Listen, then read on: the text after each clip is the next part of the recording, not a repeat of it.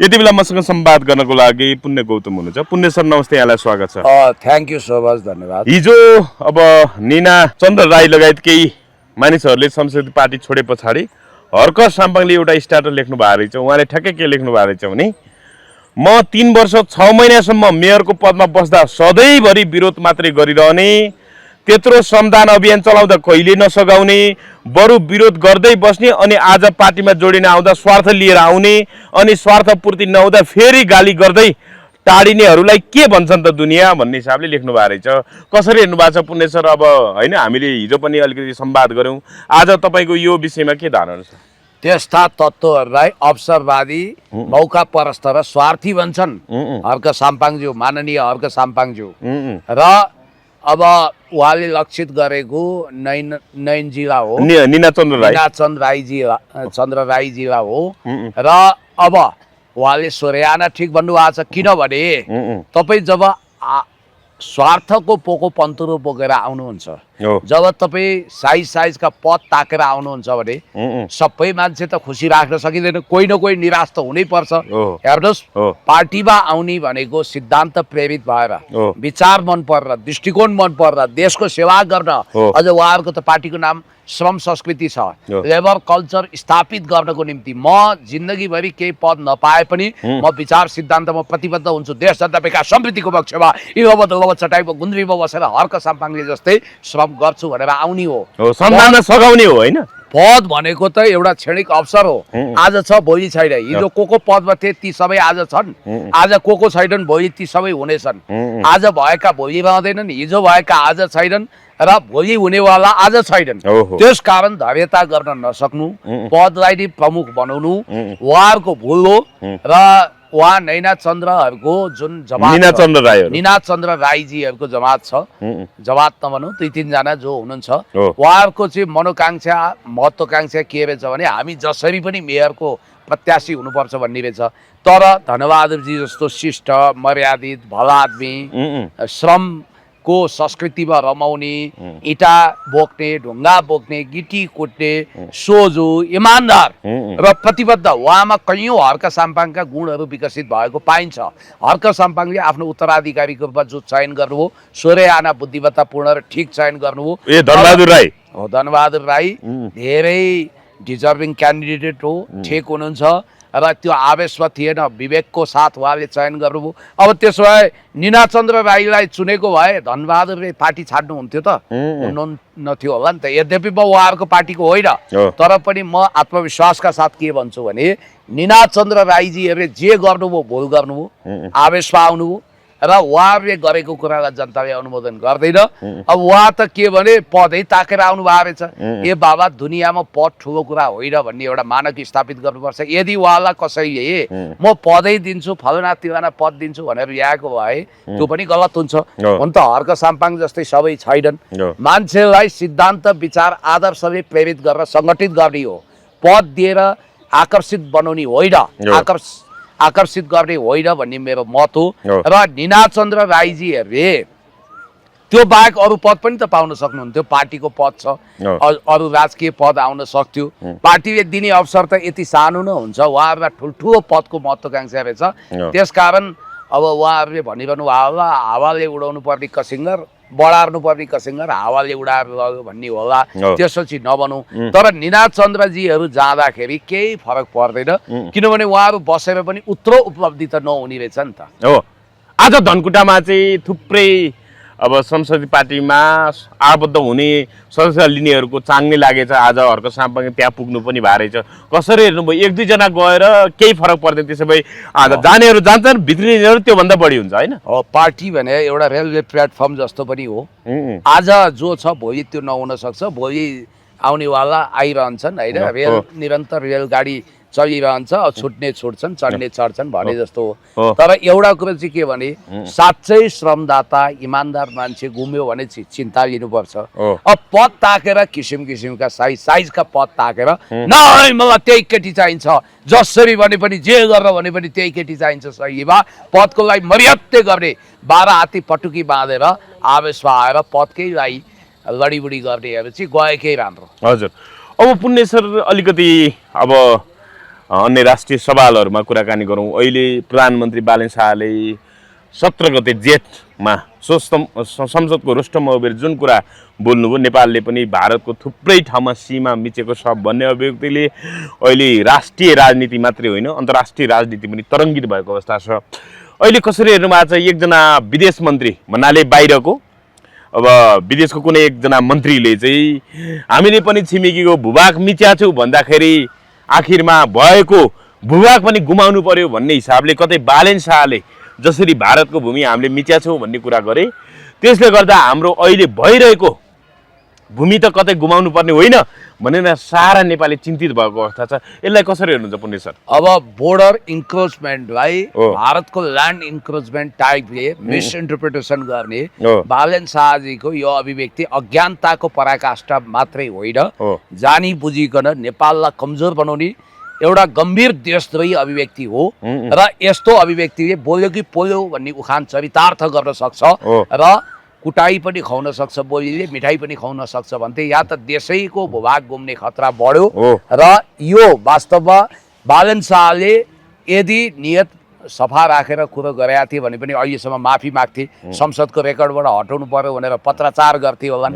तर उनलाई रत्तिभर पश्चाताप छैन। जे बोली ठिक बोली भन्ने छ भन्ने बित्तिकै यो रहस्यमय अभिव्यक्ति हो। इतिहासको तपाईँले त्यो नमिठो पाना अध्याय पल्टाइदिनु हो।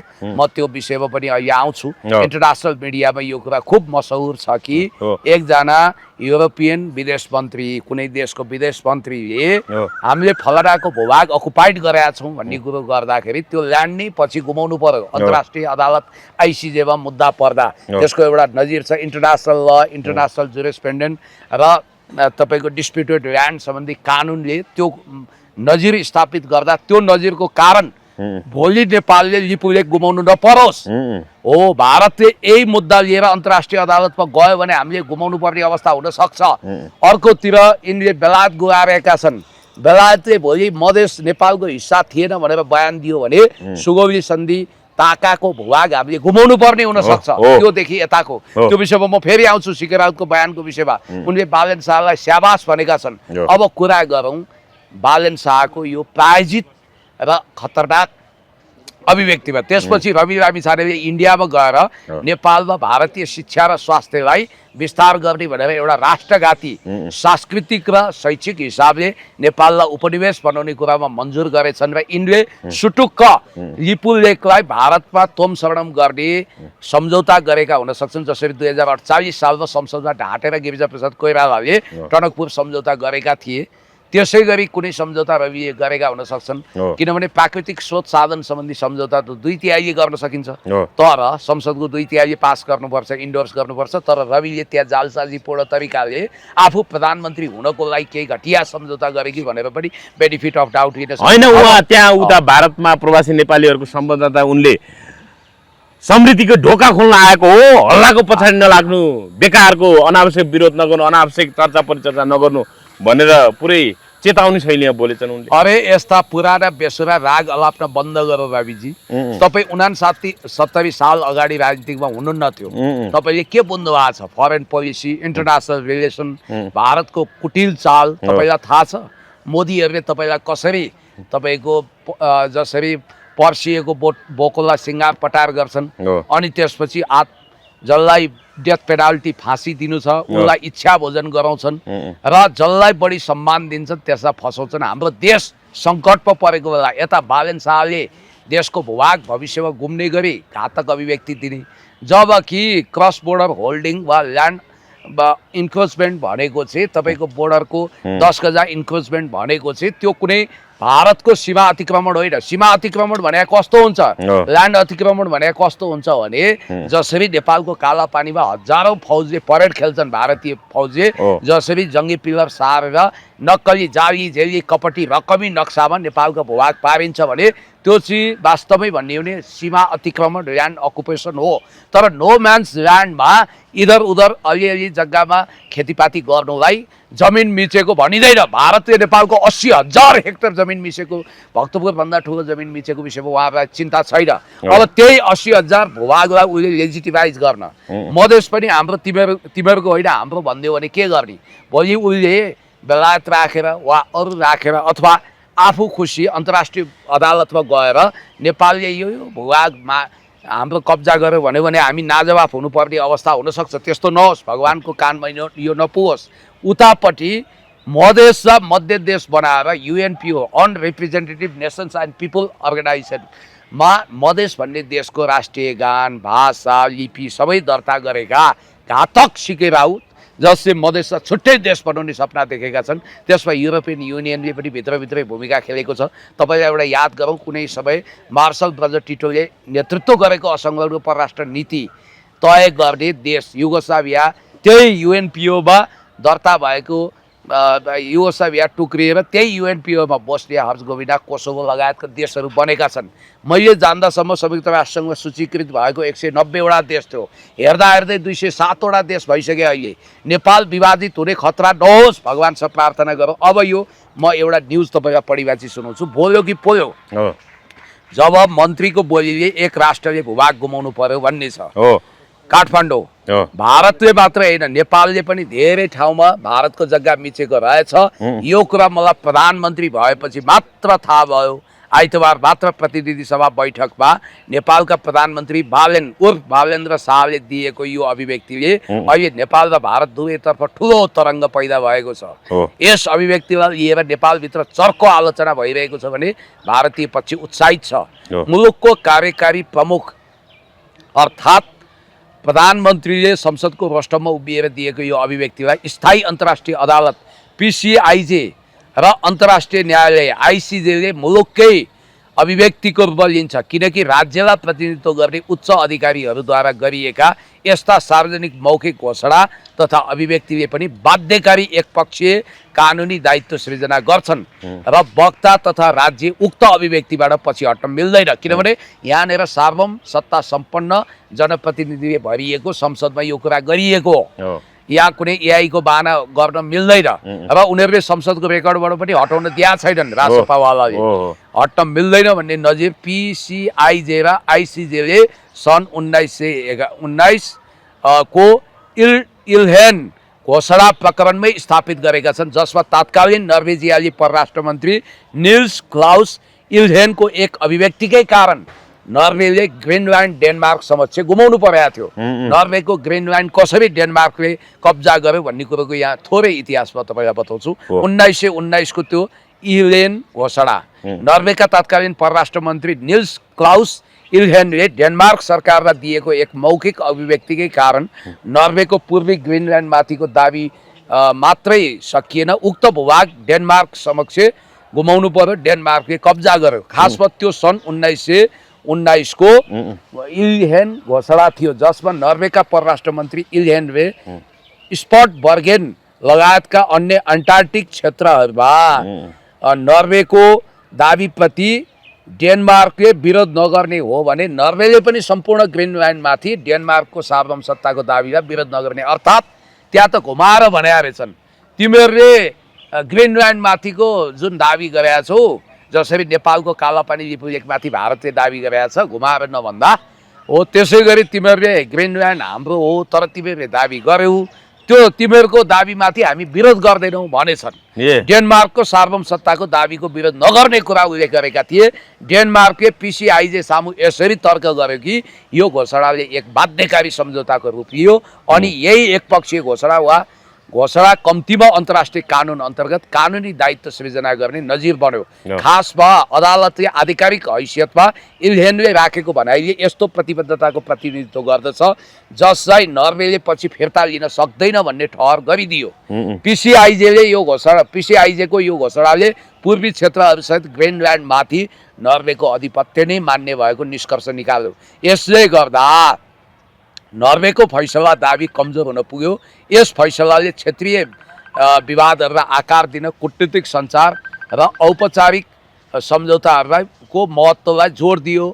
भलै यस्ता कुराकानी या अभिव्यक्तिहरू लिखित सन्धिका औपचारिक स्वरूप नै किन नहुन् भन्ने छ। र यो भन्नाले एउटा बोली कति खतरनाक हुँदो रहेछ, एउटा बोली कति गल्पासो हुँदो रहेछ भन्ने कुरा चाहिँ नर्वेको परराष्ट्र मन्त्रीको बोलीले आज उनले के भन्यो भने आफ्नो भूमि हो तर हामी दाबी गर्दैनौँ भनेपछि त जस्तो मेरो यो सामान क्यामेरा छ तर म यो लिदिनँ भने त अरूले लिइहाल्छ नि, होइन? हो, त्यो कुरा नरम कुरा हो। या त हामीले भारतको पनि भूमि अतिक्रमण गरेका छौँ भनेर भनिसकेपछि त्योभन्दा खतरनाक कुरा हो। नर्वेको परराष्ट्र मन्त्री भन्दा अझै खतरनाक कुरा गरे बालेन शाहले। संसद अझै आत्मघाती काम गरे, आत्मघाती अभिव्यक्ति दिए। यो त महा आत्मघाती र देशद्रोही हलाहल कालकुट नेपाली आमा विरुद्ध ओखलले जननी जन्मभूमिश्च स्वर्गादपि गरिएसी mother line are greater than heaven. हाम्रो देश स्वर्गभन्दा प्यारो हुन्छ भन्ने मान्यताको आधारमा 1 इन्च जमिन पनि हामी गुमाउन चाहँदैनौँ। नेपालको 1 इन्च जमिन पनि भारतको 1 इन्च जमिन पनि हामीले कब्जा गरेका छैनौँ, तर हाम्रो हजारौं हेक्टर जमिन भारतले कब्जा गरेको छ भन्ने कुरा राख्नुपर्नेमा, हामी सीमामा पर्खाल लगाउँछौँ, काँडेतार लगाउँछौँ भन्नुपर्नेमा हाम्रो प्रधानमन्त्रीले पुरै अभिव्यक्ति दिए। हिजो केपी शर्मा ओलीजी होइन, अब यदि राष्ट्रसभाका कार्यकर्ता चाहिँ देशभक्त र स्वाभिमानी भएको भए विपक्षीले नमाग्दै पहिला उनीहरूले राजीनामा माग्थे बालेन शाहको, होइन? एक्ज्याक्टली। तर यिनीहरू त चम्चे झोले होइन, चम्चे झोले भन्दा पनि माथि देशद्रोही पार्टी बन्यो। किनभने यिनीहरूले त देशको हामीले भारतको भूभाग मिचेका छौँ भन्ने झुटा न्युज त्यो पनि 10 र देश विरुद्ध प्रमाण खोज्दै हिँड्ने ज्वाला संग्रोला यिनीहरू चाहिँ भिडियो बनाउँदैछन्। अब राजेन्द्र गुप्ता फेरि नक्कली भिडियो बनाएर प्रचार गर्दैछन्। भारतीय ज्ञानी मुखियाले भारतीय क्षेत्रमा बनाएको घरलाई चाहिँ नेपालीले कब्जा गरेको भनेर झुटो प्रचार गरेका छन्। चाहे राजीव चाहे ज्वाला जोसुकै हुन्, उनीहरूले अहिले नेपालले यो फुलथुङ्गे एउटा मिडिया छ कुन्नी के जाति राजी गुराँस भन्ने एउटा लामो घाँटी भएको झुसे दारी पाल्ने एकजना सेरोफेरोवाला छ, नामै भनिदेऊ न। यी सबको धन्दा भनेको अहिले राजेन्द्र बानियाले त डलरको खेती भनिरहनु भएको छ। सब क्यामेरा बोकेर कमसेकम सरकारले गल्ती गर्दा खबरदारी गर्नु। बरु खुशबुले कति राम्रो बोल्नुभयो अस्ति, होइन? होइन, खुशबु ओली पनि ट्याक्टिकल हो, उनको पनि डिप नलेज चाहिँ होइन। देश विरुद्ध प्रमाण खोज्नेहरूलाई लाज हुनुपर्ने हो। यो त उनले बोल्नु अगाडि नै हामीले भने हो, देश विरुद्ध नक्कली प्रमाण। होइन, तपाईकै सहयोगमा पनि बोल्या हुन सक्छ। होइन, 1 इन्च जमिन पनि नेपालले मिचेको छैन, यो नक्कली कुरा हो। यस्तो कुरालाई ठाडै खारेज गरेर प्रधानमन्त्रीलाई जोगाउने होइन। पार्टी र प्रधानमन्त्री भन्दा कता हो कता देश ठुलो। प्रधानमन्त्रीको पद गए एउटा बालेन शाहको लागि हाम्रो सार्वसत्ता सम्पन्न मुलुकको कुनै 1 इन्च भूमि पनि गुमाउन चाहदैनौँ नि हामी। पार्टी बन्छ सिद्धिन्छ। हिटलरले पनि इतिहासकै सर्वशक्तिमान नाजी पार्टी बनाए, मुसोलिनीले पनि फाँसीवादी पार्टी बनाए, चीनमा च्याङ्काई सेकले माओले क्रान्ति गर्नु अगाडि कोमिङताङ बनाए। ती सब पार्टी छैनन्। पवित्र भावनाका साथ नेपालमा गठन भएको प्रजा परिषददेखि नारायणमान पुनले बनाएको समता पार्टी पनि आज अस्तित्वमा होइन। तर हेर्नु त यत्रो जमिनको कुरा, हाम्रो देशको स्वाधीनताको कुरा गरेर, स्वाभिमानको कुरा गरेर, माटोको मुठीको कुरा गरिराख्दाखेरि यिनै अब राजी खतीहरू तमासा देखाए भन्दै हिँड्छन्। अहिले त पुण्यश्वर यहाँ यो खगेन्द्र सुनार भन्ने दलित अभियन्ता सांसद भएको छन् उनी, होइन? उनले के भनेछन् भने रवि दाईले भनेर चुप लागेका हो, अब संसदको ढोकामै ठेगान लगाउन नपरोस् भनेर विपक्षी सांसदहरू माथि यो ढङ्गले खनिएका छन्, यो ढङ्गले चेतावनी दिएका छन्। के भन्नुहुन्छ? उनले त मुडे बलमै भिड्ने जस्तो कुरा गरे, संख्याकै बलमा विपक्षीहरूको आवाज थुन्छु भने जस्तो कुरा गरे। कसरी हेर्नुहुन्छ? पहिला साम्प्रदायिक विद्वेष भड्काउनको निम्ति गाई काट्ने कुख्यात अभिव्यक्ति यिनले दिए, गाई खान पाउनुपर्छ भनेर। फेरि खलासीहरूको अपमान गर्दै छोरी खलासी ड्राइभर खलासीलाई दिने हो र भने जस्तो कुरा गरे, अपमान गरे। फेरि अब हेर्दा यसो हुन त उनलाई व्यङ्ग्य गरेर रत्त पार्कतिरको ज्याकी श्राप पनि भन्दा रहेछन्। यो हामीले भने होइन, जनताले भनेको कुरो भन्दैछु म, होइन? अब अहिले आएर चाहिँ होइन, संसदको ढोकामै हिसाब किताब हुने चेतावनी दिनु भने मुडे बल देखाएर भिडियो पोस्ट गर्ने एउटा सांसदले नाडी बजार्ने, होइन, खुट्टा सुर्कने, त्यो पाखुरा सुर्कने, नाडी बजार्न मिल्छ त? कुस्तीको रिङमा भिड्ने हो भने रिङ कोर्रा भिड्नुहोस्, अखडामा भिड्नुहोस्, कुस्ती खेल्नुहोस्। अस्मिता जुरेलीहरू, होइन, भगवती खड्कासँग भिड्दा भयो छन्। अब राजेन्द्र खड्गी पनि तयार भएर बसेका छन्, उतै जानु। उनीसँग त अश्लीलताको लागि भिडे पनि भयो, मुक्कामाकी गरेर पनि भयो। तर सार्वभौम संसदमा आउँदा अनुशासन मर्यादाको ख्याल गर्नुपर्छ, प्रतिपक्षको इज्जत गर्नुपर्छ, डिग्निटी राख्नुपर्छ, देश जनता विकास समृद्धिको पक्षमा अगाडि बढ्नुपर्छ। र यिनले बोलेको अर्को कुख्यात अभिव्यक्ति पनि म तपाईँलाई भन्छु। यिनले प्रहरीको मनोबल गिर्ने गरी डिएसपी मेरो भाइ छ पछाडि बन्दुक बोकेको भनेर पनि भनेका थिए त्यतिखेर। होइन, भारत भएन नि त हामी त खानै पाउँदैन यो ट्याङ्क हो कि म तपाईँलाई भन्छु, भारतले विश्वमा रेमिटेन्स उठाउने टप 10 देशमध्ये 7औं सूचीमा नेपाल छ। अनि युपी बिहारका मान्छेहरू नेपाल भएन, नेपालको बोर्डर ओपन भएन, नेपालमै घर पर्छ उनीहरू त। बिचरा डङरङ्गै हुन्छन्, उनीहरूको चिसो चुलो यो कुरा जल्दैन। खैन सुनालाई थाहा छैन? थाहा भए पनि थाहा पनि नहुन सक्छ, किनभने यस्ता छिचिबिरा ज्ञान भएका मान्छेहरू अब अहिले त ठाउँको ठाउँ ठेगान लगाउने कुट्टे पिट्टे कुरा होइन, गर्दैछन्। ढोकामै सम्झौता, ढोकामै ठेगान लगाउनु नपरोस्। भोलि यिनीहरू त संख्या बलमा धेरै छन्, अचार बनाउन सक्छन्, तर याद गर्नु होला जनताको अदालतले सबै कुरा मूल्याङ्कन गरेको छ। अब म तपाईँलाई यो हेर्नुहोस्, केपी शर्मा ओलीज्यू कति राष्ट्रवादी हुनुहुन्छ होला, आवेगमा अथवा कहिलेकाहीँ घमण्डमा केही भयो होला, तर केपी शर्मा ओली जसले कालापानी लिपियाद्वारा समेटिएको महान नक्सा जारी गर्नुभयो, यो देशमा जिउँदो मान्छे भनेको या त केपी शर्मा ओली हो अहिले, या त हर्क साम्पाङ हो, जसले राष्ट्रियताको लागि गर्दन गए जाला तर हामी राष्ट्रिय स्वाभिमानमा कम्प्रोमाइज गर्दैनौँ भनेर भनिरहनु भएको छ। सुनौ केपी शर्मा ओलीज्यूको। धेरै ठाउँमा होइन, एक ठाउँमा पनि 1 इन्च पनि भारतको जमिन नेपालले मिचेको छैन। सम्पूर्ण रूपमा असत्य, झुट, राष्ट्रघाती वचन प्रधानमन्त्रीले संसदको रोस्टमबाट बोल्नु हुँदैन थियो, तर त्यहाँ बोल्ने काम भयो। कसको हितको लागि, कसको पक्षमा? यो नेपालको अहितमा, नेपालको विपक्षमा यत्रो देशद्रोही कुरा गर्दा यो कसको पक्षमा, के का लागि बोलियो? प्रधानमन्त्री त्यस दिन न कार्यक्रम, न प्रश्नोत्तर, न नियमावली अनुसारको कुनै कुरा, न बोलाइ, अनि गएर अचानक के सन्देश दिन खोजेको, कसलाई सुनाउन खोजेको? नेपाली जनतालाई हेप्न त योभन्दा बढी हेप्ने ठाउँै हुँदैन।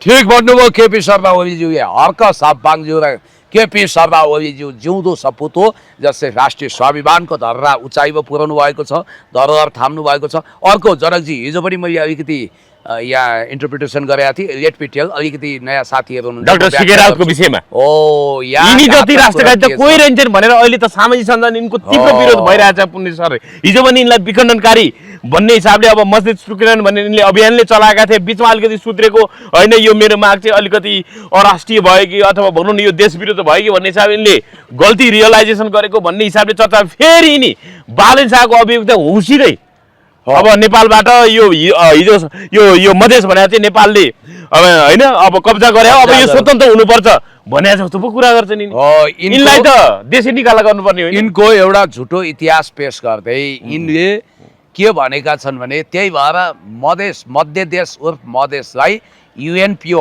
अनरिप्रेजेन्टेटिभ पिपल्स एन्ड नेसन्स अर्गनाइजेसनमा यिनले दर्ता होइन, देश निकाला गर्नुपर्छ भनेर सीके राउतलाई कति बेला आवाज उठाएर कतिको यो त मातृभूमि विरुद्ध गद्दारलाई त गर्नै पर्छ होइन, कानुन त सजाय पनि दिनुपर्छ। यस्ता नालायक मान्छेहरू बस्न सुहाउँदैन। ख्याल ठट्टा होइन, इस्ट टिमोर इन्डोनेसियाबाट 1979 मा सनाना गुजमाओहरूले कसरी अलग गरे, कसरी इथियोपियाबाट इरिट्रिया अलग्यो, अनि बोस्निया हर्जगोभिना, कोसोभो, मेसेडोनिया आदि इत्यादि बाल्टिक गणराज्यमा कसरी युगोस्लाभिया संसारको नक्सामा विलय हुने गरी, हराउने गरी, संसारमा अस्तित्व लोप हुने गरी कुनै समय मार्शल ध्वज टिटोले असंलग्न परराष्ट्र नीति तय गर्नको लागि विश्वका ग्लोबल लिडरहरूलाई भेला गरेको त्यो देशको अस्तित्व समाप्त कसरी भयो। अनि त्यही युएनपिओमा अहिले मधेस भन्ने मध्य देश, कथित मध्य देश दर्ता गरिएको छ।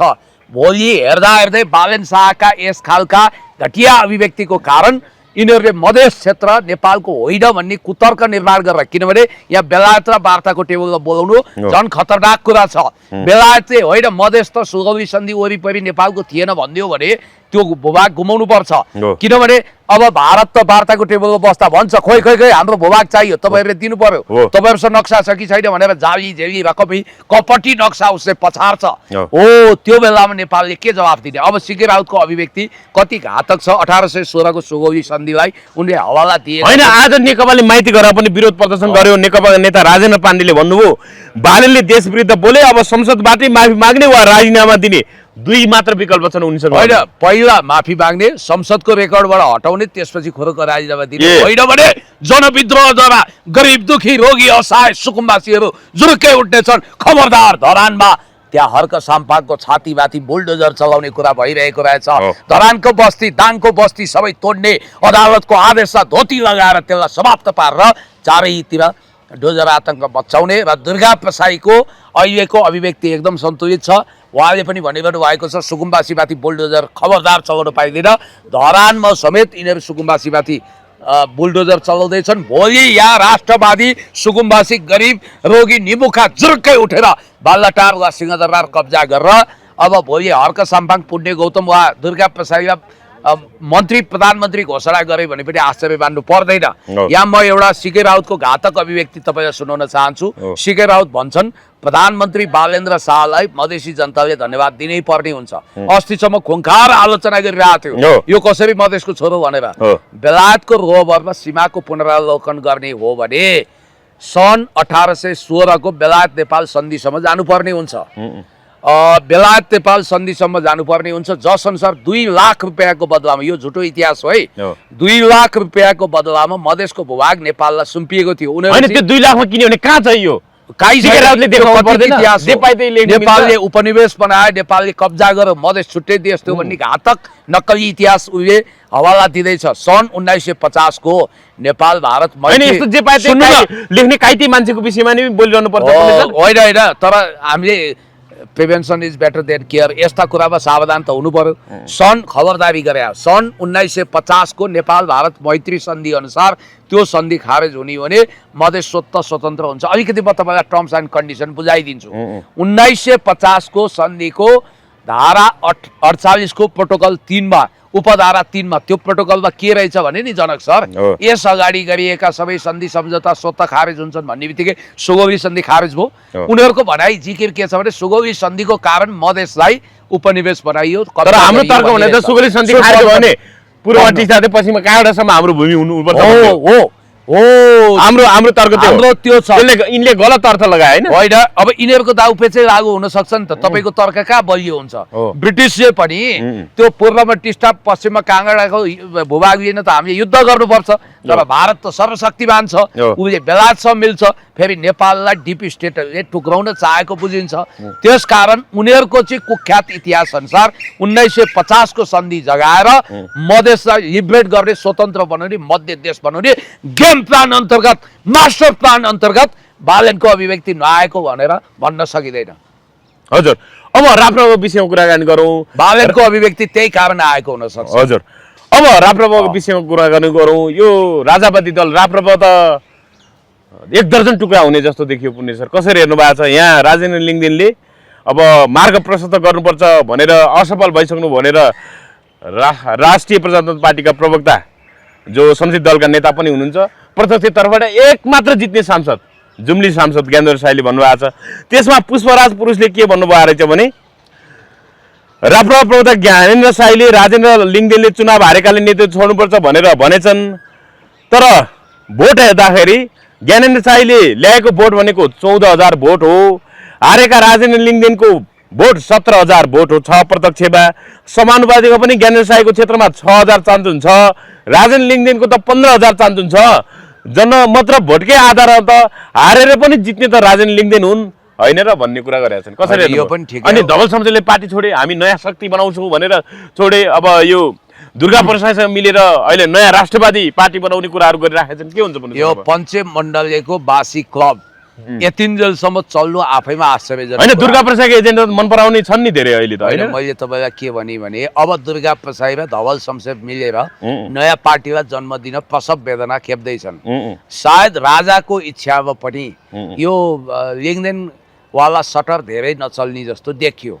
अब हुन त फुट्न र जुट्न कम्युनिस्टहरू जति सिपालु कोही छैन भन्छन्, तर उनीहरूलाई पनि पिछा छाड्दै घरि लोकेन्द्र बहादुरले फुटाए, घरि सूर्यबहादुरले घरि प्रकाश चन्द्र लोहनीले फुटाए, घरि राजेश्वर देवकोटाले फुटाए। अब यो टुक्रा हुँदा 3-3 जनाको पार्टी होला जस्तो छ। होइन ज्ञानबहादुर साईले हिजो त पार्टी भन्नाले फागुन 21 चुनावमा पार्टी अध्यक्ष राजनीतिले हार्ने बित्तिकै होइन यस्तो अप्ठ्यारो परिस्थितिमा उहाँ एक त हारेको पीडा छ, त्यसैमाथि अहिले नेतृत्व परिवर्तन गर्ने कुरा त्यो ढङ्गले माग उठाउनु चाहिँ राम्रो हुँदैन भन्थे। तर अहिले चाहिँ के नेतृत्व उठाउने नेतृत्व परिवर्तन गर्ने बेला आएछ यो 3-4 महिनामा। मेरो एउटा साथीको दिनमा 3 चोटि मुड फेरिन्थ्यो, चेन्ज हुन्थ्यो। बिहान उठ्दा बडो फ्रेस भएर दिव्य मुडमा हुन्थ्यो, वाओ यार भन्थ्यो होइन कफी खाँदा। दिउँसो चरक्क घाम चर्किएपछि आवेशमा आएर जिन्दगी नै सखाप भयो यार। धरती नै भाष्य हुन्थ्यो। बरु यो जिन्दगी यति बोझ भयो, आफैलाई भार भयो। आज आफ्नै जिन्दगी गीत सुन्थ्यो त्यतिखेर क्यासेटमा। अनि बेलुका चराहरू चिरबिर गरिरहेका छन्, शीतल पवन, सुस्त सुस्त, यस्तो एकदमै सुमधुर खालको इन्भाइरोमेन्टमा गोधुली साँझमा फेरि मुड फ्रेस भएर यार आहा जिन्दगी कति रमाइलो छ है भन्थ्यो के। ज्ञानेन्द्र साईको पनि राजनीतिक मुड कतिखेर बदलिन्छ मौसम अनुसार मलाई थाहा छैन। अब उहाँले बनाले उनको कतिवटा जिब्रा रहेछ, होइन 1000 जिब्रा भएका हैन जिब्रा त एउटै हो नि हैन, बोल्न चाहिँ अनेक 1000 जिब्रा भएका शेष नागले पनि उनको जिब्रा एक प्रवृत्तिको वर्णन अभिव्यक्ति एक त पाकभरि तिवारी नत्र गोतामे भने जस्तो हो। म फेरि गौतम हुँ, तर ममा त्यो प्रवृत्ति छैन। म घाटघाटको पानी खान्न, गङ्गा आए गङ्गादास, जमुना आए जमुनादास शैली मेरो छैन।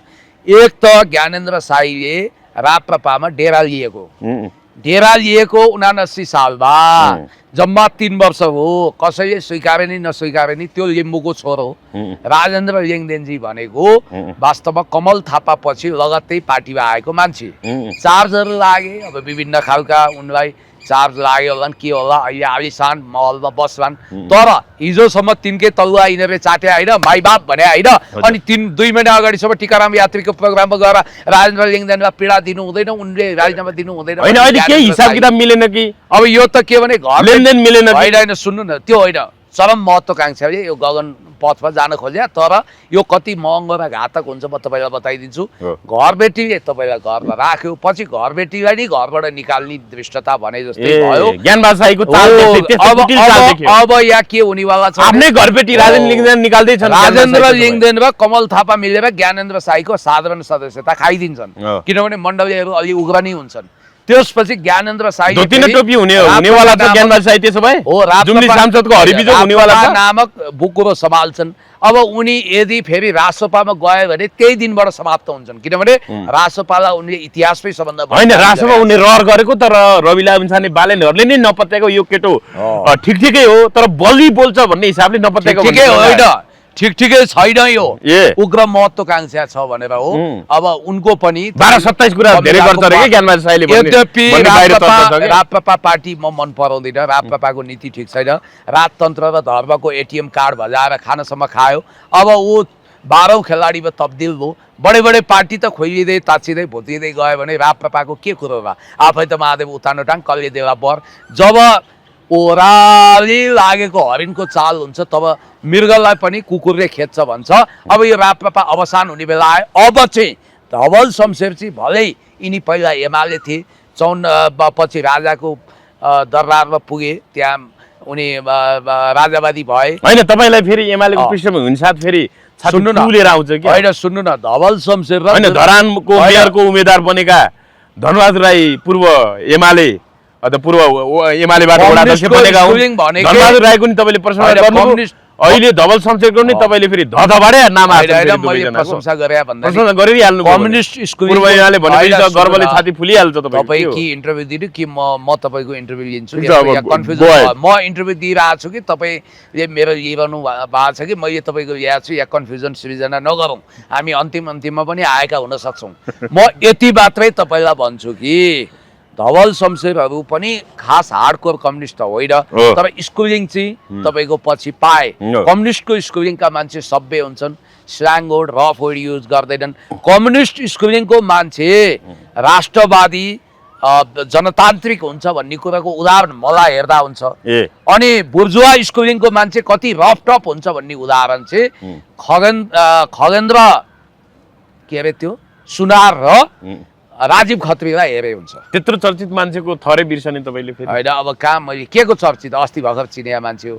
त्यस कारणले गर्दाखेरि फेरि पनि म भन्छु खबरदार श्रम संस्कृति पार्टी। अब मलाई लाग्छ श्रम संस्कृति पार्टी र दुर्गा प्रसाईको बिचमा पनि राष्ट्रियताको मामिलामा देश जोगिने मामिलामा जसरी च्याङ्के शेख र माओले कार्यगत एकता गरे जापानी साम्राज्यवादी अमेरिकी साम्राज्यवादी सँग लड्नको लागि, भोलि त्यो अवस्था आउन सक्छ। नेकपा एमाले दुर्गा प्रसाईहरू धवल शमशेरहरू अनि गाउँ गाउँ बस्ती बस्तीबाट जुरुक्कै उठेर लुसिफरवादीहरूलाई कडा पाठ सिकाउनु पर्ने दिन आउन सक्छ। काउन्टर फोर्स बनाउन सक्छ। अब हेर्नुहोस् राष्ट्रपा विरुद्ध एउटा काउन्टर फोर्स भयो कि त राष्ट्रपा हुँदैन कि यो देश हुँदैन भन्न थाले मान्छे। होइन अब राष्ट्रपति सांसद आशिका तामाङले पनि दिनदिनै तर देश रहन्छ दिन 2 कुरा रात 4 कुरा भने जस्तो सभामुखको अनुहार चाहिँ निन्याउरो हुँदै गयो भन्ने कुरा गर्नु भएको छ के त्यसैले बालेन शाहको अभिव्यक्तिको विषयमा पनि केही न केही प्रश्न धारणा आउनु पर्यो भन्ने कुरा गर्नु भएको छ हैन अहिले चर्चा कसैको छ भने खगेन्द्र सुनार र आशिका खगेन्द्र यी सब मिस्कल गर्न आएका हुन् यी सहायक पात्र हुन् यिनले मौसम बदली अनुसार कुरा फेर्छन् यिनीहरूको बारेमा म केही अतिरिक्त हैन आशिका तामाङले जायजै कुरा उठा होला नि कहिले जायज उठाउँछिन् कहिले नाजायज कहिले जुझ्न जान्छन् कहिले के गर्छन् उनको ताण्डव नृत्य गर्छन् नानी पनि सुर्गदै थिइन अब त्यो छोड्दिनु अराजनीतिक मान्छेको विषयमा म धेरै चर्चा गर्दिनँ